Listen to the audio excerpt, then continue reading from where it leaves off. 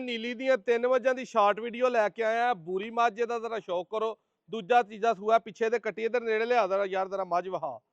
8.5 ਲੱਖ ਦੋਸਤੋ ਇਹਦਾ ਰੇਟ ਹੈ ਫਾਈਨਲ। ਤਾਜ਼ੀ ਸੂਈ ਦਾ 6ਵੇਂ ਦਿਨ ਦਾ ਬੋਲਾ ਇਹਦੇ ਕੋਲ 16 ਤੋਂ 17 ਲੀਟਰ ਮੌਜੂਦ ਹੈ।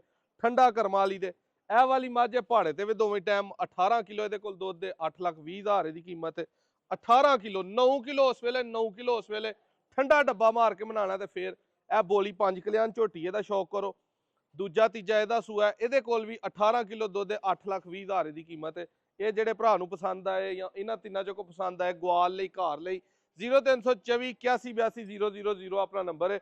ਮੂੰਹ ਵਹਾ ਯਾਰ ਜ਼ਰਾ ਝੋਟੀ ਦਾ ਪੂਰਾ ਸੋਹਣਾ, ਅੱਖਾਂ ਬਿੱਲੀਆਂ, ਮੂੰਹ ਸਾਰਾ ਬੱਲਾ, ਪੈਰ ਚਾਰੇ ਹੀ ਚਿੱਟੇ। ਇੱਧਰ ਲਿਆ ਜ਼ਰਾ ਬੂਰੀ ਦਾ ਵੀ ਸ਼ੌਕ ਕਰਾ।